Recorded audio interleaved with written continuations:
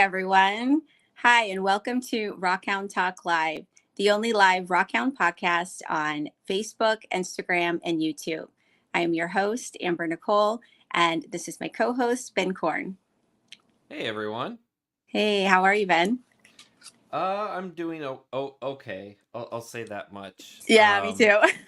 Yeah, yeah. I am trying right now. It looks like we're having Facebook difficulties, which is so Oh, odd because I tried to fix them. And now for some reason they're like not working. Um, but I will say, beyond that, I have had some sort of hardships, I guess, with my lapidary equipment. I just started getting into sort of setting up an online shop and trying to sell some of my rocks and minerals. And I thought, I've got a few like cut agates and things. I'm gonna try and polish some of them before I try and sell some of them. And mm-hmm. my flat lap broke. So Oh, it's thankfully it's not that old. So I sent it in to get a warranty repair. But then my whole problem is it's not gonna get fixed in time for me to start selling things by this weekend. right. So then I'm like, okay, I'll cut some of the other agates and things that just won't be polished. So I was cutting some more. It's been nice with my saw having an auto feed. I can sort of set it, do some work for like 45 minutes or an hour, and then come back. And it started like leaking some of the oil. Ooh, So I think it's somewhere back by the motor. There's some way that oil's getting out. So it's been kind of rough trying to get everything ready. I thought it'd be super easy and I can just do things, and everything's breaking. My water heater wasn't working this morning too. So it's just mine one thing either. after another. I swear it's like the worst. Well, it's February now, but it was like the worst January, and I thought it was gonna end in January, but it's still dipping into February, and I'm ready for things to get better. Yeah. Yeah. I'm currently on my phone right now because my laptop decided that it wanted to do an update right before our show. so Yeah. so that's currently updating. Hopefully that will be updated soon so I could switch over to that. Um, um, People who have been watching for over the past year, and anyone who's ever questioned, like, why do a live show? I get it because this is the reason why a lot of people don't do live shows because of the technical difficulties in going live. It is a challenge, but overall, the concept of the show was to have more human to human interaction, and to allow viewers to interact with our guests as well as with the hosts. So that's why we're live. And I think it's important to have human interaction in a lots of wireless and internet world. We still need that human connection. So bear with us. Like I it said, it we I will say I did just get Facebook to connect. oh So good, oh good, that's Facebook good. is connected. And a shout out to Bethany BK Bones, who is watching us on Hey, Instagram right now. nice, very nice. So, so you've been out. I've seen some of your TikToks out collecting some agates in this unseasonably warm weather. Yes, yeah, I mean, to be able to collect in Minnesota in late January, early February without snow and it being 40, 50 degrees has just been nuts. So I've been out the last couple weekends. This weekend, they're saying like 30s and snow, so I probably won't be able to get out. But yeah, I've been able to get out. Unfortunately, because it's not springtime yet, the farmers haven't plowed and turned over the fields, but I've been able to get out and I found, a few agates, and just being able to get out right now and walk a field has been just a blessing. So Yes, I'm so thankful for the warm weather right now, just to be able to have that escape, because usually this yes, time of the year it's trying to stay inside, maybe doing lapidary, cleaning rocks, organizing things. So just to be able to sort of scratch that itch and get outside and yes, find rocks has been great, because they weren't great. I didn't find anything, of any significant like size or anything like that. And just to be able to get out has just been like, I'm like, all right, even though I didn't find that yes. many, there was the last time I went out, I think it was like 2.5 hours. I found just itty bitty tiny ones. It took me like 2.5 hours to find anything that was like a couple inches. So, but the whole time I was like, it's February and I'm out here just Right. walking the field picking agates. So, Yeah. yeah, Yeah, being outdoors does wonders for our mental health and psyche. So I I've been unable to go out on my weekends. I've been working because during the week my daughter's got basketball. So it's been basketball season. So basketball season is wrapping up and this mama is ready to be able to work during the week so she can have her weekends off again. And yeah, get connected to the outdoors because I like feel it in my bones. Like I literally just, oh, it's like I just need the outdoors. I need it so much. So I am, oh, so excited to be able to. I'm going to be in Indiana next weekend, visiting family, and I'm hoping that I can sneak away and maybe just. I don't even care what I find. Like I'm just hoping that I can sneak away and it's decent weather just to go, walk, the woods and just immerse myself with nature and just shut everything else off. Like sometimes we just, well, not sometimes. I mean, I think we just need to do that in life. So I'm yeah. hoping to do that. Well, I do Yeah. know. I think Southern Indiana has Geodes. geodes. Yep. Yeah, and I'm Yeah. not I've, sure I've what else. I mean, I've I've been in when I lived in fossils and Chicago. Yeah, when I was in Chicago, the part of Indiana I'm used to is like Gary, Indiana, which yeah. it's kind of a dump. And the Yeah. reason I was Yeah. there is how all the contamination, and you find a bunch of slag from the steel mills and like that kind Yeah. of stuff. So Yeah. I've collected down there before. So I'm pretty familiar on, where to go and what to collect. So I'm hoping I can have it. I just need the opportunity. I am, like I said, I am meeting and going to be supposed to be with family. So I don't have that much time to sneak away, but I'm right, hoping I can. And if anybody knows me, they'll know and appreciate that I need that time to just be able to sneak away. So I'm yeah. I'm I'm hoping. Oh, I see Flash in the Pan. He's yes. Oh, there's gardens out there in Indiana. I did not know that. Okay, that's good to know. Yeah, that's great. Yeah, I haven't spent too much time in that area looking for things. I know some people also go and find, I believe, gold. You can find quite a bit of gold in like Indiana. I think it's all sort of from the glaciers, Yeah. Hmm. um but yeah, no, that's great. Yeah, I've been, with these 50-degree weather days, I've been trying to get out as much as I can, and it's been, yeah, this winter everyone's, I mean, people are already finding ticks outside, which is crazy for Minnesota. What? Really? Yeah, and everyone's like, the mosquitoes are going to be so bad this year, so it's like, if all that's going to be happening, get out now and enjoy it before all the bugs wake up. Yeah. Oh, hey, Flash in your pans. Good to see you. Glad you're watching. Actually, I'm going to be on an episode of Flash in Your Pan here coming up in a few months. So I'm excited about um, joining his show to be a guest on there. So we can look forward to that soon. And we have a show on Minnesota Mineral Club coming up. Is that April, right? Or is it Yeah, I March? gotta I gotta follow up in some of that. I know it's not March because I just Okay, got April. our um schedule, and March is our demonstration night. So Okay. um yeah, I believe we've got someone doing a talk about fossils in Utah this coming weekend. And then we've got demonstration night, and then I think it might be April. I got to double check our with our program director because they actually are doing a board of directors meeting right now during this podcast, and I was like, I can't go. So yeah, we've got a lot of exciting things too going out at the Mineral Club. We're just now pushing out a whole bunch of field trips. So we're doing like Keokuk, Iowa, going down to do Druzy in Missouri. I forgot the place that it's called. Haunted Ridge? Yes, Haunted Ridge. Yeah, so they're Hmm. doing that, and then we've got our whole big eclipse trip coming up in April.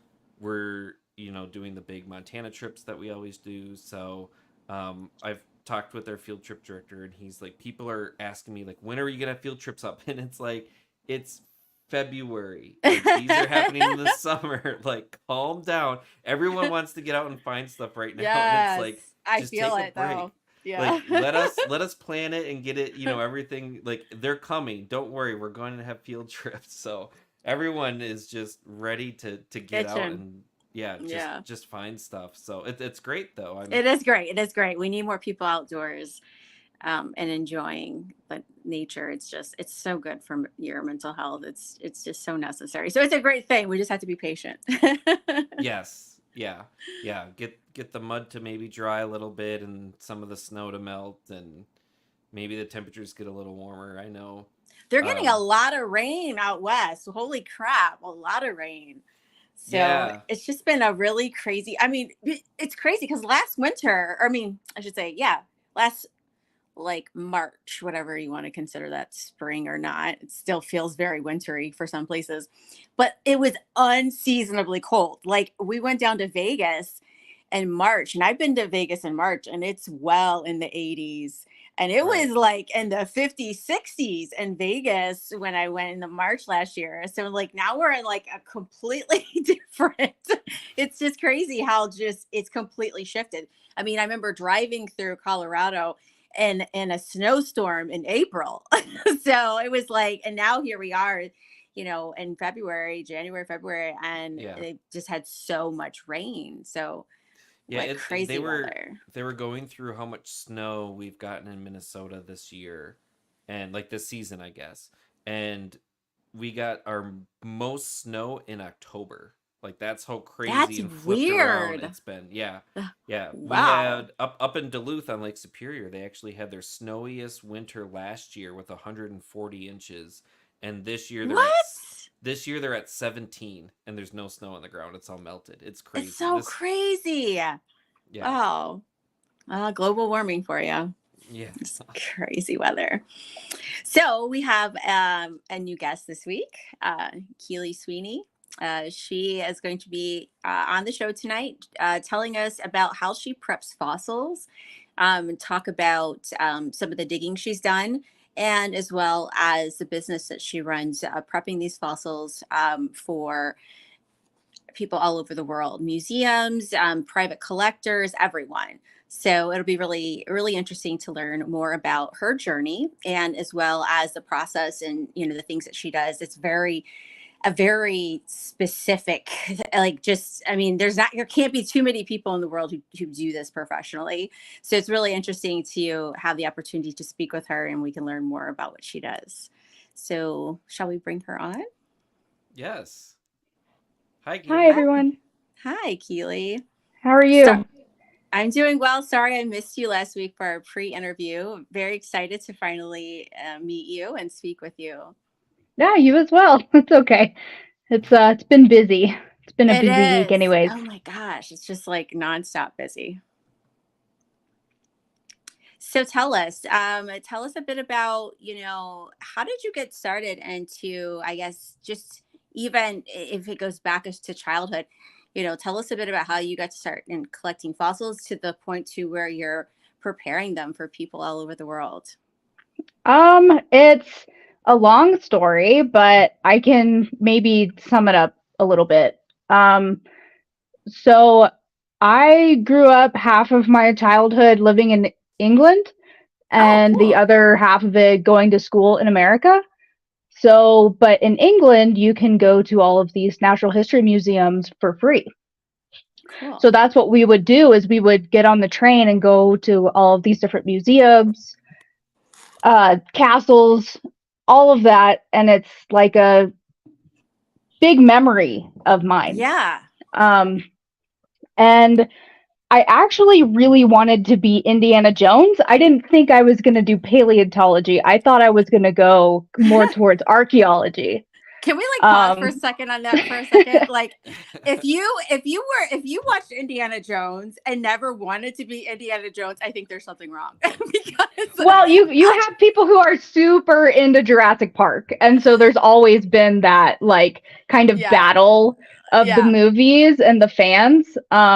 And yeah, then of course everybody gets like archaeology and paleontology confused yeah, because archaeology is the study of human history, and then paleontology is animal history, essentially, or Right. animal or fauna. So I was that was a big thing of mine, and me and my mom, we would go to these museums, and I remember I got to see I think it was at the Liverpool Natural History Museum back in the 90s. They had this like mummified, I think it was like a princess hand or something, and it was just on display. And that was like my thing every year, is like I was like, I Ooh, have to go see her hand. that is Um cool.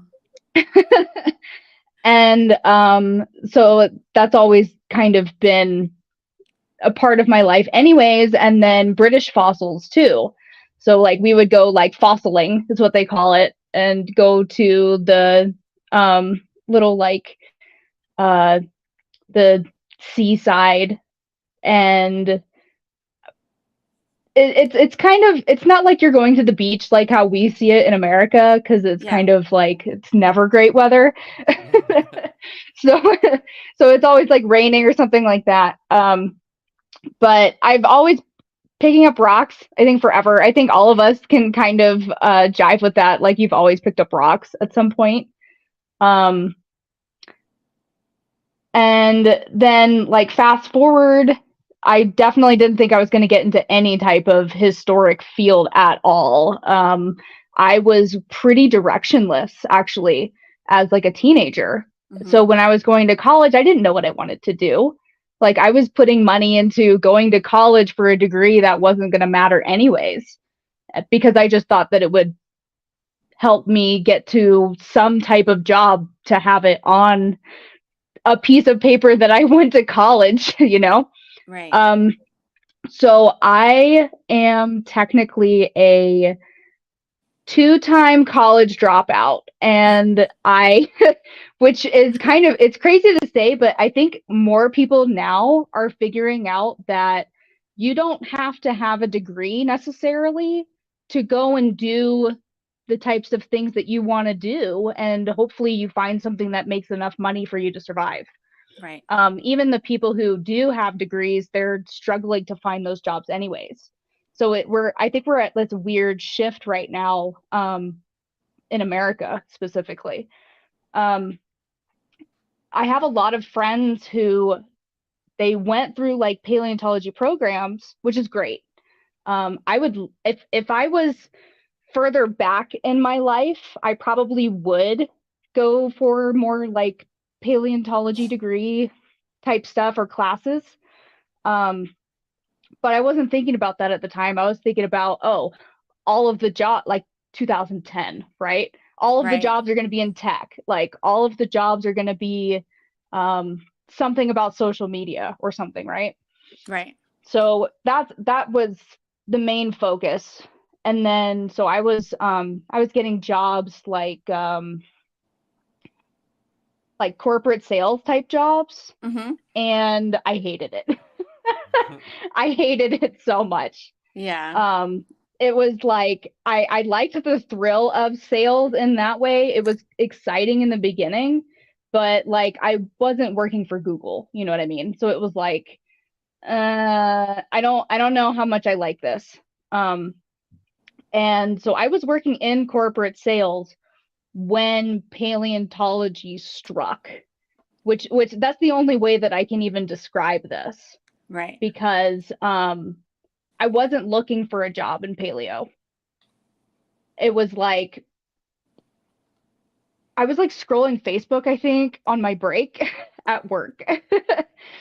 And I saw an advertisement for it said fossil preparation, like willing to train the right person, and it had a phone number, and that's it. And I was like, And Ooh, you that would were be in, okay, interesting. were you in whatever. the UK at this time, or were you in the No, States? no, no. I've always been uh so I was living in the United States most of the time, and then when we had summer break, that's when I lived in England. But Got when it. I was much younger, it would be split like 8 months out of the year before like I was in school. Um, so Wait a minute. I was I in do have to Wyoming at ask. the time. I do have to ask real quick. Are you kind of like you wish you had an accent? I did when I was a kid. Oh, did you? Okay, because I'm Yeah, like you and sound then very American. So so I definitely put on a type of accent because my accent, uh if I let things slip, I have many words that slip. Um, I don't know if it'll happen in the live stream. um, because like my mom is British and I grew up in the American South. So I have like both of those things working yeah, against me and then trying accents. to Yeah. sound professional at the same time. Oh no. I, I think there are like a lot of kids that are like me that have either like different accents or even bilingual parents. Like Yeah. you have this like, oh, the structured American accent that you're trying to portray. Um, so anyway, back to the Yeah. Facebook Sorry. part Yeah. of this. So I was scrolling and I saw that it was it just, that's all it said. Like it didn't have a there was nothing else with it. And I was like, whatever, that's weird. So I scrolled and I've never had this happen before on Facebook before or since, but I saw that advertisement 3 times. Oh wow. So they were really Yeah. targeting you. I feel like I don't know.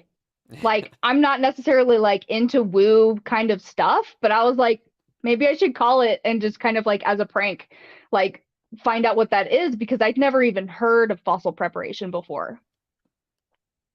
I think most people really haven't, unless you've like been to a natural history museum and you've seen the fossil labs where they go, oh, they're doing something called fossil preparation, and then that's it. Right. I don't think a lot of people really focus on that. Um, so I called it, and then they were like, yeah, you know, like we'll try, we'll see how it goes. So I got the job, and I quit my other job, and then I had been doing that for several years up until I decided to open up my own place so that I could do contract preparation. And then it's just kind of like escalated ever since.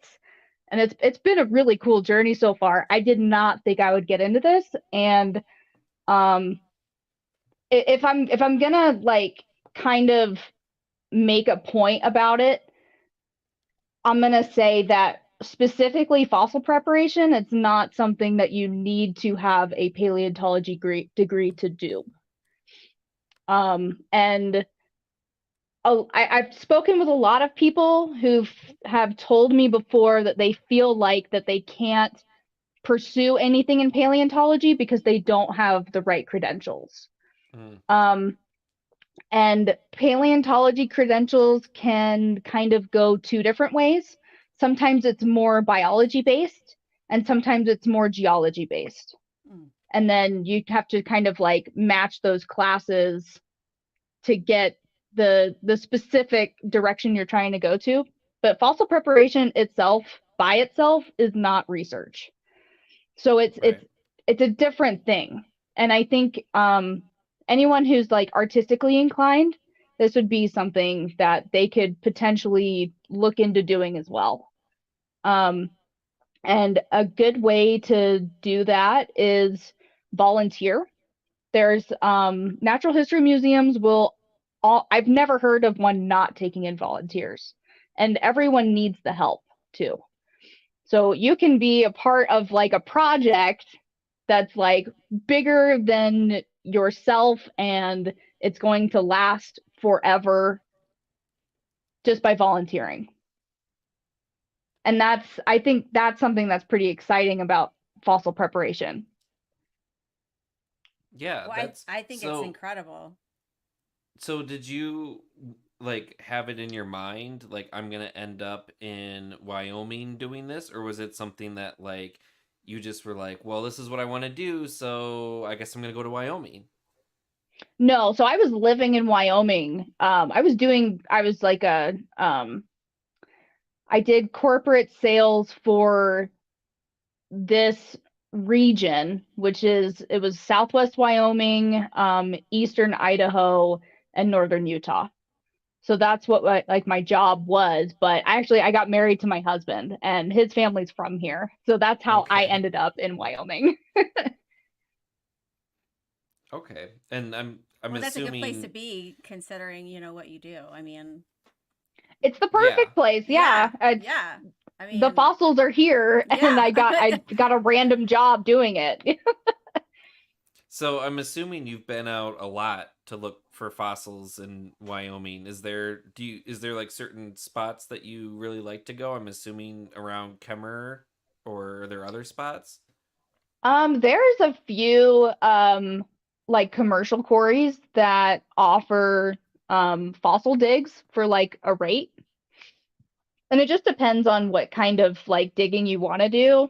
Um, so there's like different types, but one of my favorite ones is American Fossil because you can go there, you pay a flat rate, and you get to keep everything you find up to Oh, $100,000 worth if you find oh, something rare.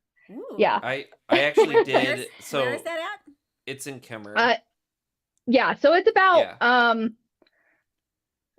I don't know, like 25 minutes outside of Kemmer. Okay. Yeah, Um, and I went there.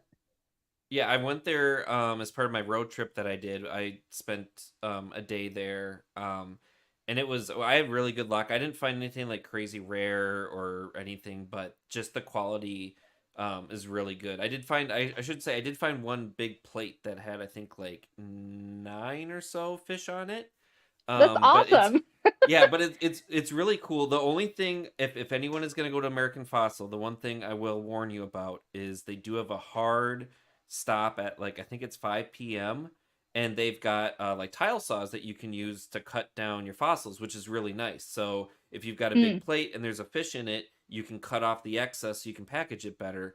But 5 o'clock, you're done. You're out. So we had to kind of plan, and it was like, okay, around 4 o'clock, we're gonna stop Yeah. breaking rocks because we have to saw them down and fit them in a car. That we were doing a huge road. We went out to California and back, and so it was like we had all this other stuff, and we're like, we have to cut these down That's so kind that of everything standard will fit. though. I mean, I see that at a lot of pay to dig mines, so where they have, this is the time you have to stop and you have to prepare, plenty of time before to know what you need to do to get done cleaning up your mess, gathering your tools, looking at what you Right. want to keep.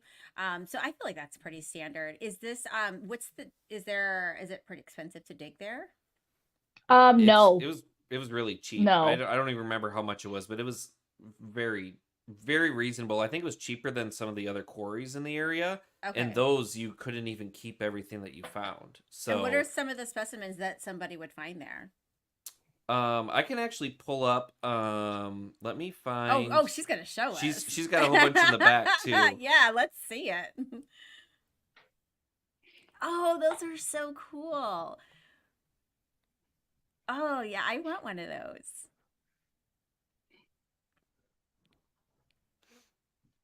So yeah, it's known for its fish, but I think you can also find stingrays and Oh, that's palm cool. fronds and all sorts of stuff. So I found this at American Fossil. Ooh, Can And you what guess is what this that? is? I don't know what it is, but it looks cool. It's What a is it? coprolite.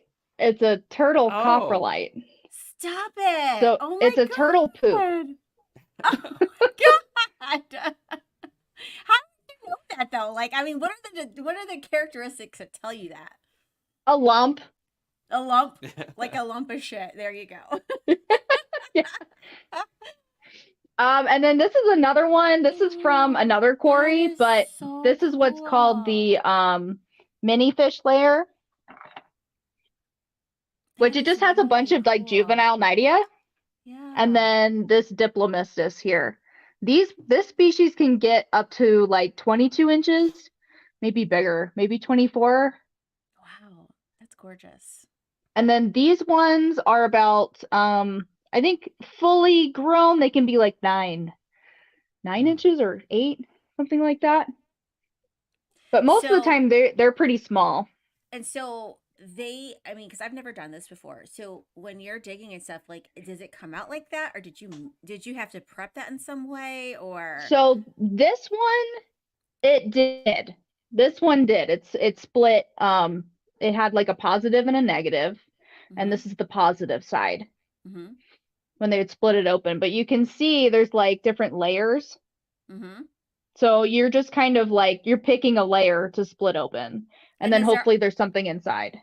are there indicators that you're like, oh, this is something that I think that there's some Yeah, fossils in so there. you can look at something called a cross section, which I'll try to find something Okay. maybe. Okay, so no, right here. Okay, so do you see how there's like this dot? Yeah. Yeah, the darker So that's color. a cross section of something. That's Something. actually a cross Okay. section of a coprolite. But you Okay. can find spines this way too. Okay. So those are little indicators that you might be looking for on the edges of rocks or something. Yeah. And then hopefully you have the other side because it would be like it's half of something, you know. Right. Right. Right. Right. Right. Oh, Yeah, that's cool. I saw you've got these photos that you had sent. So I'm guessing this is one of the fossils that you had split open, or the rock that you'd split open and found some fossils. So this is what's called the gastropod layer. Hmm. It's more dense than the American fossil layers. So that quarry that's pictured is actually it's on the opposite side of the highway on a different plateau. So for those ones, it's a different type of dig, but they still have fossil fish. This is what they call the Lewis Ranch quarries, and the American fossil or like fossil safari. Those quarries over there, they're called the Dempsey Ridge quarries. So it's like on the other side, right? Okay. And This might be a stupid question. Are these quarries? They're no longer active, right? oh Like, yeah, they're fully active. Yeah. oh, and so they allow people to come in? Like, how great is that? Because here out east, like, they don't allow that. So that's cool. Yeah, so pretty much like places like these, you just pay a fee Uh-huh. and it's on private land. Okay. So you're essentially paying whoever like owns like the quarry lease or the landowner And you don't to have to go have and like dig. any kind of certification like MSHA or anything like that to like go on these No, quarries. Okay. if it was like on BLM land, then yes. Okay. The way that it worked at American Fossil was they would sort of bring down the wall and do sort of the mining, and then they would put the stones away Okay. from the wall so that you didn't Okay. have to be near the active excavation. And Gotcha. then they would just have different sections roped off, and they'd say this is your section. I And then you would gotcha. go in, break whatever you want, keep whatever you want. And I mean, we had like two like tubs, like smaller ish tubs, and we had two tubs of just full of fossil fish, and some of them you can't see them, but you can see sort of the relief, sort of like they're just underneath the surface, that you got to kind of like get them off, which I know Keely would be able to get Oh, them look off. at that. Oh my God, that is so cool. Look at the definition of everything. Like, how cool is that? They turn Wow. out super nice. These are from what's called the 18-inch layer. Oh my Um, so gosh. That's it's so 18 cool. inches of a horizon that's it's in all of the quarries. It just depends on like at what level of overburden that they have to remove. Um, and this layer is famous because it's like the bottom of the lake type of deposit. So it's preserved differently. Um, this I don't know which way to point. This layer Yeah. is preserved differently than this one. So if you can see like the Yeah. color difference, Yeah. Yeah. Yeah. so how this is like more orange, Yes. Yeah. this and it has like multiple fish all on the same horizon, right? This is all the same layer. They believe it's an ash deposit. So like volcanic, a volcanic type of preservation, right? So this one was the bottom of the lake where it had like high salinity, but also cyanobacteria at the Oh. bottom. So the higher salinity, like the brackish water, would prevent other fish from eating the fish that have died and floated to the bottom. And then the algae, the cyanobacteria, would rapidly cover the fish. And then you would have I forget kind of like how exactly the process is for essentially limestone. But either way, it preserved it very well. So yeah, it preserves it super well. Yeah. And then compacted with layers and layers of limestone deposit. So do you have And to that's what prep? Do you have to prep these different then? Like, is it harder for one of them or the Yes. other to get them out? Yes. Yes. So So this is more so like when you pick up a rock like this one from the 18-inch layer, it feels like tile. Whereas if Okay. you remember at American Fossil, it's kind of chalky. Yeah. Okay. Yeah, so it's different. So these ones require more definitely a different type of prep. You could still use the same tools for like fish from both places, That's so cool. but it's a different process. The 18-inch layer ones take longer to do. And do they tell you which layer that they're blasting from to know what you're digging through, or how do you know which layer it is? So Just by the most of texture, the quarries, they're actually set up in horizons.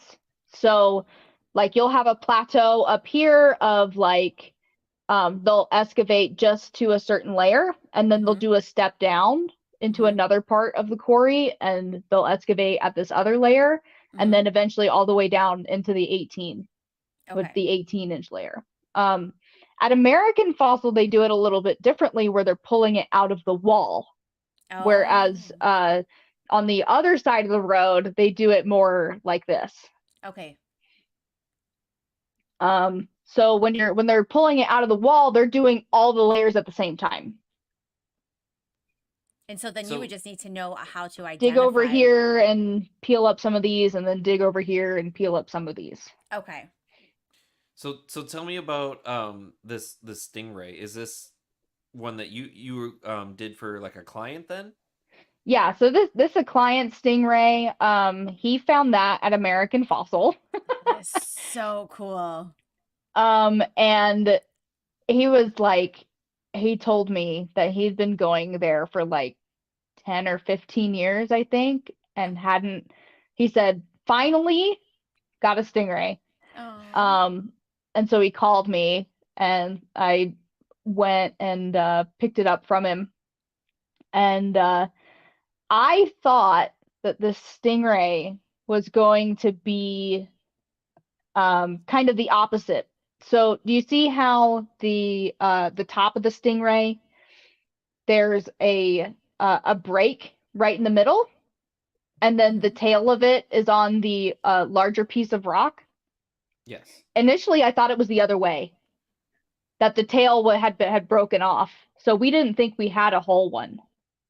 He thought he had a partial. And then, but after preparation, I called him and I said, hey, it's a whole one. And he was like ecstatic. Cool.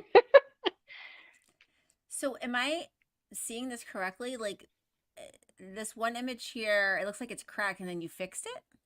Yes. Oh, that is so badass, huh? Oh my gosh. Thank you. So we're saying that you could have a specimen in rock that you're thinking is completely destroyed and you can repair it. That's cool. Yeah, that's part of my business. Oh my God, that's so cool. Yeah, you sent in let me pull up the other remind me again what kind of fossil was this? So this is a Tethnosaurus. It's like a small mosasaur that a client had purchased at a fossil show. He purchased it broken, and got a good deal on it. And then called me to have it repaired, and it was in 3 pieces. um, so really the only way that I could figure out how to put this thing back together without destroying the fossil on the front was to put it in a bed of sand for us to get the whole thing back together. And then he needed it mounted as well.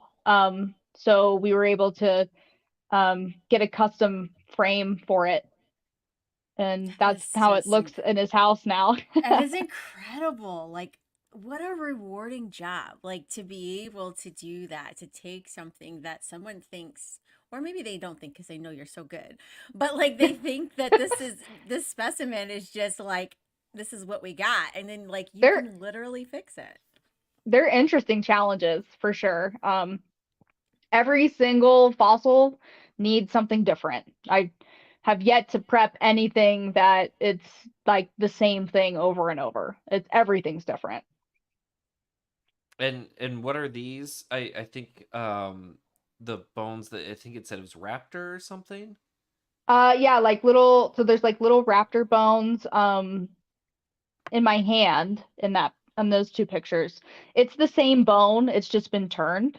Mm. Right. And then the larger bone is a partial T-Rex vertebra. So do you have, so you've, I mean, the just the different kinds of fossils that you've been able to handle, do you have like a favorite one that you've That was like gonna be been my able to question. like prep or like just see? Because I mean, some of these, they should be in museums and you just get to touch Yeah. them. Yeah, and like eventually they go to places like that too. Um, Probably my favorite. I don't know. This is a hard question. People ask me all the time, and live streams on TikTok. They ask me, Hmm. "What's your favorite thing you've ever worked on?" And I say a different thing every time. Um, what's my favorite today? What's your favorite today? So I I've loved working on like the palm fronds and stuff in the past, which are like they're like the size of me. They're like 5 feet. Um, I have done quite a few triceratops horns now. Ooh, that would be my fave. Which like it's like in context, it's really cool. Also a lot of stuff from the Hell Creek formation is actually really fun to prep. So that's been really cool to transition from like the fossil fish into Hell Creek formation fossils too.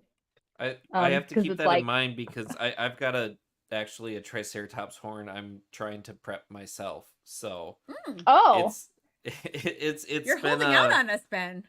I know. I was so it's one of those like, so people always say like kids have really good luck, and I also firmly believe beginner's luck is a thing. My very first time going to a dinosaur ranch in Montana on private land, I found this triceratops horn. Um, and I've had it now for a while. It's in a few different pieces because I found it underneath a sagebrush, so the roots had gone down and sort of broken it up. But all I saw was just the tip, and then I excavated it back and was able to get it. But it's just been sitting now where I'm like trying to get like the dirt off and stuff, and then it's in pieces. And I bought some of the like paleo bond and different things to try to like get it back together. But I just don't have the time and now almost the patience to sit there and spend like a bunch more time trying to put it together. But yeah, that's, and then I will say, because the algorithm led me to you. I was scrolling on TikTok and saw you were doing one of your lives where you were prepping a fossil. Is that how we came Um, across Keely? Is yes, that yeah, and so? so, So you were looking for some shit to get fixed. You found well, no, her. I wasn't even looking for anything Oh, to get fixed. I was okay. just you're just bored on scrolling. TikTok, and it just came up, and I was like, oh, someone's like doing fossil prep, and like you were really like interactive with people. I was like, oh, this is awesome. And then I actually sent you, so I'll show the videos. So I actually sent, so this is a nodule I had found in Vernonia, outside of Vernonia, Oregon, and I had seen this on the back here after I kind of cracked it open, and someone was like, "It looks kind of like the side or the end or whatever of like a crab." And I went back and sort of was reading up more information about it, and I was like, "Oh, like this area is known for crabs and whatever." And so, um, I had no idea what to do because I was like, Okay. I don't know what's hidden in there. I don't know how to get any of it off. I don't know anything, and I held on to it for I so many years. I think I found it in probably like 2016. Oh, okay. So I held on it for a long time. So I sent it to Keely, and she did this to it. Let's see. Oh, wow. What? So this is what was called a frog What? crab. Oh So my that was what was gosh. hidden inside Oh, that's so cool, Ben. it. I Like, love it. yeah, like I had no idea, and I'm guessing Keely didn't know either about like what would be there. And there were No. like Like, how did legs you and all get the sorts of stuff. coloration and all of that? Like, what? Like, that's cool. The color was there. It just had like this was so weird. Okay, okay. It was like an alien to work on. It was That's cool. it just had that like little bit of the back exposed, which we figured it was crab, but we thought maybe that was like the side of a crab. You know, like if you're thinking about like a normal crustacean, it looked like it was just the backside, but Right? it ended up being the top because it's such a Oh. weird face. And frog crabs are long ways, they're not wide. So they're Oh. long ways, and then they have like their Oh, little and you legs can that come even out. see like the, oh my gosh, that is so cool. That is really And there's cool. probably more legs underneath it, but whether they're attached to the shell, I figured it's probably not attached. The other ones were not attached, but I was able to keep them on the matrix.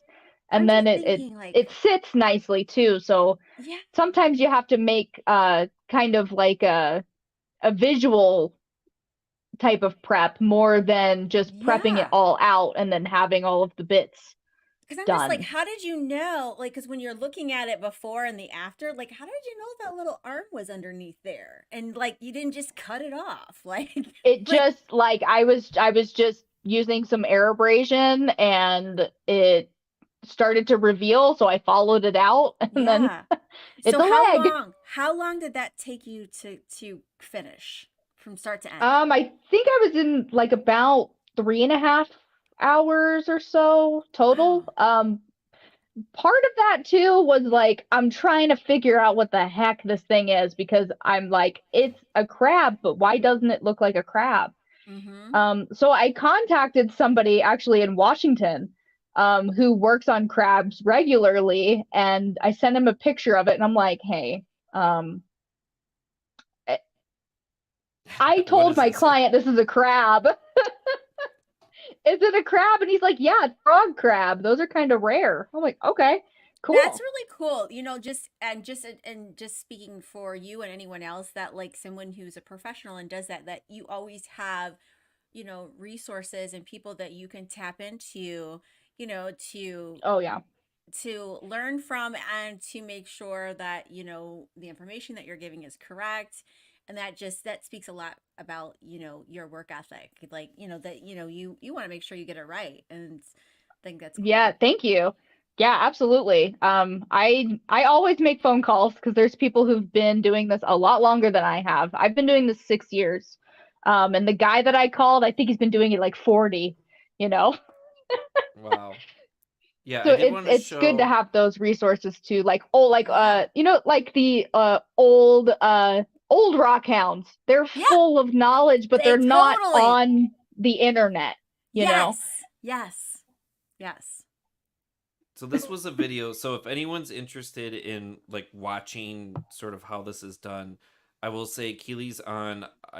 Is it like every week? It seems like you're on like almost like multiple times a week. Uh Fossil Talk on TikTok. Yeah, I try to do something every day, whether that's a live sale or fossil preparation. Um, I I try. Sometimes it's only like a couple days out of the week. It just depends on how busy our schedule is. But I love to do these time lapses. And those are actually from the fossil preparation live streams that have been recorded. And then they go as a Yeah. hyperlapse later on. So we haven't talked yet. So tell us a little bit about your tools that you use. So in this video, it's a micro air abrasion. So essentially, it's like a tiny sandblaster, and you put like different types of media in there based on the hardness levels of like whatever fossil you're working on, and then it's just a nice way to have all of the matrix removed that you need removed. And then in this photo, this is the, what is this one? It's Zoic Paleotech's Air Scribe from their Pro line. So it's like a low PSI pneumatic tool. So it's like a little handheld jackhammer. Okay. And then do you that have to helps do- lift up layers too. And do you have to do all this in like an enclosed system or something to control like the dust, or what do you like? How does that part of it work? Yeah, I have a dust extraction, and then I have enclosed units as well. So I have both essentially. The enclosed unit is nice because then like all of the dust just gets sucked out and I don't have to worry about it. If I'm not in a situation where like I can't have dust extraction, like if it's a really big specimen or something, or just something has to happen, then I'll use a mask and some good eyewear too, because you want to make sure to protect yourself. You don't want to breathe this stuff in. Right. Right. Yeah, I think you sent a photo, but unfortunately my computer thought it had a virus, so I didn't get that one uploaded. I did. I don't know. This is just incredible. Like, just so these tools that you're using, they are specifically made to do the kind of work that you're doing, or are these tools used for other kind of professions? I think the air scribes, specifically from Zoic Paleotech, like the brand, they make fossil preparation tools. Like that's their entire business. Okay. They all of those air scribes, they're like hand milled. So like they've been like custom like machined and milled. So that you can use them for many hours at a time and it's not going to like ruin the nerves in your hands. Overheat and all that good stuff. Right. Vibrations, yeah. Yeah. So like carpal tunnel, or like where it's, I forget what it's called, but there's something where if you've like held on to vibratory tools for too long, over an extended amount of time, like you can lose feeling in your fingers, and they're like white. So it's, those tools have been made so that that's preventable. Like not all tools are made that way. Like Raynaud's disease or neuropathy, that kind of thing is probably what you're thinking of. Yeah, like I have no medical. I don't know anything. Okay. That might be more for you. Okay. Yeah, like that's really great though, like that you're using tools that are already thinking ahead of like people who use this and what kind of damage it can cause using these kind of tools. I mean, that's a great company, obviously. Yeah. I mean, and they're technically the only ones that are like OSHA certifiable. Okay. So that's something to look forward to as well, because they focus on museums mostly for those tools. So they want to make sure that they can sell those tools to museums and that they are being compliant.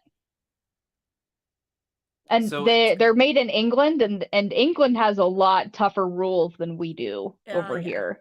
Yes.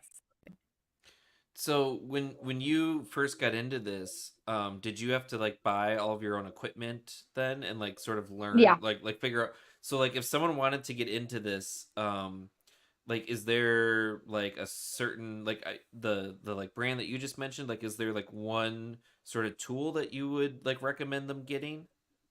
Like starting off. There are like entry level tools you can get. Um, I think there's one called the Trilobite, which I don't remember how much it is. I think it's under $300. And that's like an easy tool to get for a small air compressor. Um, the the micro air abrasive units, that's when you're gonna start having to spend quite a bit of money. But those types of units, they're really only specific to certain types of fossils. So it just depends on what you're working on, is what you'll need to kind of figure out where your investment fits best. Because honestly, I use like scalpels and brushes and like the brass brushes and stuff all the time, and sometimes that's all I need to prep a fossil. It just depends on what it is. And Would you what all of that costs like $10. would you say that you do more mechanical prep than chemical? I haven't done like any real like chemical prep. Some I think it's called acid prep, where they use like Hmm. muriatic Yeah. acid and stuff. I think that's really specific to certain types of fossils. Okay. Um, and that's not any stuff that like I work on that's like from here.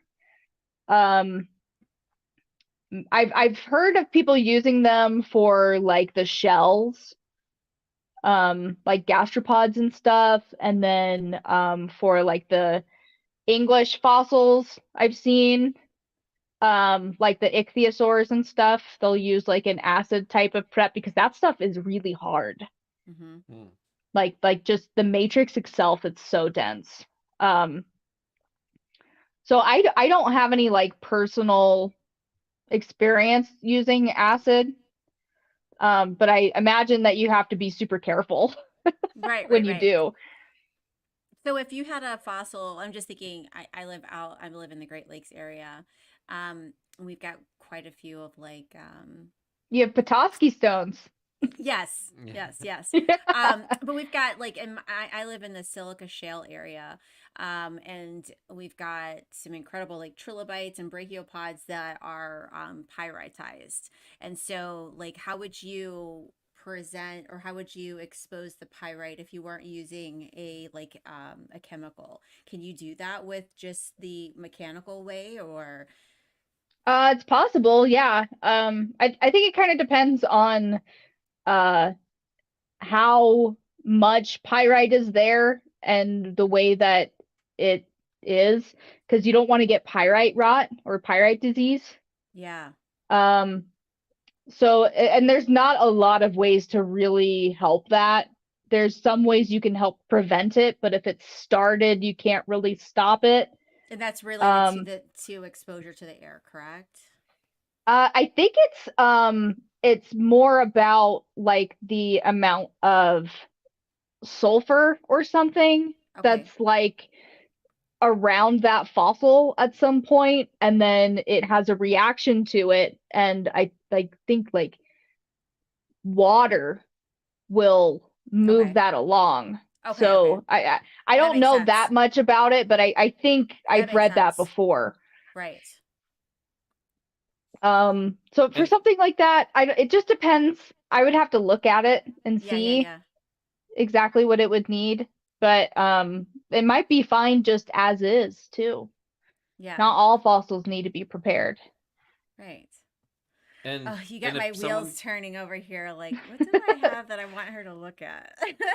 and if someone did want to send something to you, I know you've got, it's fossiloasis.com. Is that the best way then for them to contact you? Yeah, there's like a contact me button and you can email me and then you Okay. can send pictures and stuff.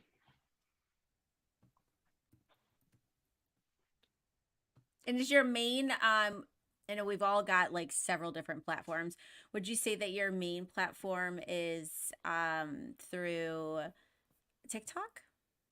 Yeah, TikTok and Instagram. Mostly, I think I go live more on TikTok because I think the algorithm's better for live streams. It is. It really is.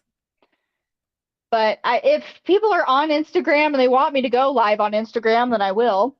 It's kind of like you know, just as somebody who's been studying just a lot on social media and how to grow, it's a dying thing for sure.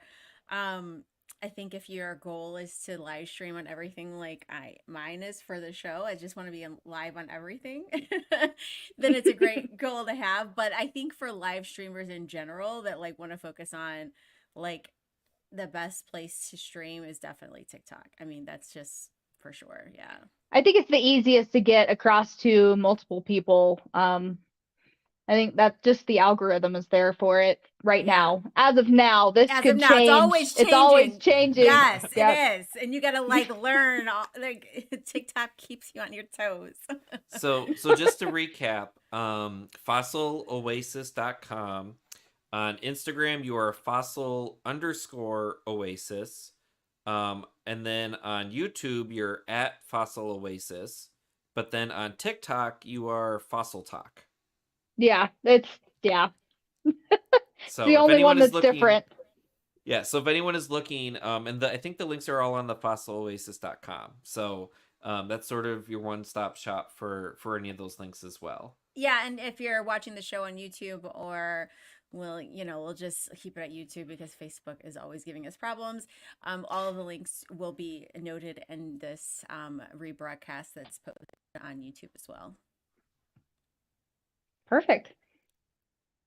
So I did have one question that sort of fits into like your favorite fossil. Do you remember your first fossil that you found? I think I have it. You have I it? think Oh, I have it. Yeah. I love All that. right, hold on. I wasn't expecting to have it on hand, so. Oh, that's fine.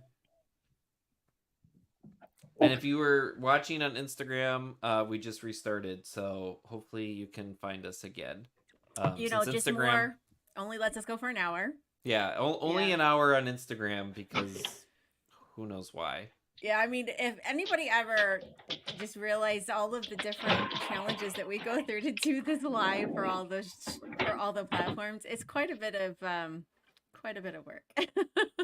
Yes, yeah, with the every network is different. Yeah, like every Yes. platform's different. Some Even- are easier than others. I mean, and the only when we're not live on TikTok, which is where I want us to be, you have to have over 1,000 followers, and then you would have to get a stream key, and getting stream key is like pulling teeth on that platform. So it's like not each platform has their distinct challenges for sure. Okay, she's got it for us. So it's some type of like tubular coral. Yeah, I see. And I think I was like 4 or 5 years old when I found this. Oh my God, it's so cool that you kept it. I love that. And where is it from? This is from Florida. Oh wow. That I kind of have one like that I got in Michigan. It looks almost okay. I gotta go get mine. 1 second. I have one that's almost exactly like that. Yeah, they look like tubes. Yeah. I didn't know what this was for the longest time. I thought it was like worms or something, until I found it the other day. And I was like, oh, I remember when I found this. And now that I look at it, like really look at like the internal structure, for sure it's coral. Oh wow, that's so cool. Yeah, it looks just like mine. Like this is mine. Hold on, let me turn mine. So it does. So Yours is the larger. So I've got the little tubulars there, and then you can see like the lines there. So it's very similar to yours. Yeah, there you go. That has to be it. Yeah, it was found in Michigan. So yeah, that's cool. But I didn't find it and keep it as long as you've kept yours. I've only had mine for a few years. That's really impressive that you had it that long. I'm impressed too. I don't know how I've had it this long. It's had to have been in like 5 different houses at least. 5, 6 different moves. Yeah. Yeah, Crazy. that's always a tough. I know, just getting a house in this past year. I know moving and going through all of your rocks and fossils. And you're like, do I and keep this? Do I keep that? And yeah. Yeah, I think this was like in one of those like little like you know how like you just have like a box of like your like little things? Do you guys Yeah. have like a box of like Yeah. little things? And you Just don't Yeah. really, you random don't know what junk. you don't know what to label it. It's just like, you Yeah. know, this is stuff that you want. Yeah, I know what you mean. Yes. Like a junk box kind Yeah. of, or Yeah. like random rocks, a rock box maybe. Yeah, I have that issue right now where, I mean, just next to me, what ends up happening is, you know, Minnesota, wherever I am, I usually end up getting a bunch of rocks, and usually it's like a bunch of little agates, and then I just hold on to it, and then I start having all these little baggies of rocks all over my house, and I'm like, I need to put them somewhere or categorize them or you know, whatever. But yeah, so looks like we just lost Keely though. Yeah, it looks like we lost her. So maybe it's a good time to wrap Oh. up. Oh, she's back. I don't know what happened. Sorry. It's okay. It's what happens when you go live. We've had these. Yes. I was like, just join it again. I'm like, okay, Yeah. it's fine. Yeah, we've had, I know, power outages and all sorts of fun stuff during this. So Oh man, yeah. That's what makes it fun though. When it makes for good like blooper videos and everything else. yes, yeah, and it's one of those. I was gonna try not to be in a blooper, but Oh, I'm gonna be in a lot. So by the time it's all done. So, is there anything else you'd like to share with us before we conclude tonight? It's been such a joy to have you on. if anybody has any questions, I'm happy to answer them. I don't know. Yeah, and I'll say too, definitely tune in at Fossil Talk on TikTok because Keely does lives all the time and they're always really interesting. I know you usually do fish, which is just interesting to watch because it's such a cool progression to see like the spines and things like show up. So and you're always, I know, so nice to like answer questions and things too on it. So if anyone's got questions, you know, fossiloasis.com, Fossil Talk on TikTok, definitely good resources. Thank you. Thanks for having me. I appreciate it. Yes, it's been fun. Yes, thank you for being our guest this week. And you want to introduce our guest for next week, Ben? Yeah, so next, well, I guess in 2 weeks, February 21st, 2 weeks. 8:45 Eastern Time, we are going to have Thomas Hebert, who is the director and founder of Earth Sciences Foundation Incorporated. So we're going to have a whole bunch more to talk about. I don't know, Amber, if you want to say. This is like our fossil like season because we've got you, we've got Thomas, we've got Chase Pipes coming on in a few weeks. Yeah. Chase is a good one. Oh, I know, like woohoo! History, I love it. So yeah, this is an exciting season this year. Just really talking about fossils, paleontology, and the passions that you guys have in this distinct niche. So yeah, I'm excited to speak with Thomas and to further our education and learning into paleontology. Yeah, so tune in. Again, we'll have we'll be on Instagram, YouTube. YouTube's probably the best. Hopefully we can get Facebook working again since it's just been temperamental with us. Yeah, I've got some. We'll get it fixed out this next time because Facebook is. It's on our last string of with our events and everything. So we'll get it straightened out, guys. Yeah. So, but either way, tune in. And as always, for this season, I will have all this up on audio on Spotify, Apple Podcasts, all of those. So if you're listening from those podcasts, Thank you for that. And if you ever want to tune in live, join us on YouTube, Facebook, or Instagram. Yes. And thank you for watching. And we will see you guys in 2 weeks. Peace out, everyone. Have a good night. Bye, everyone. Yeah.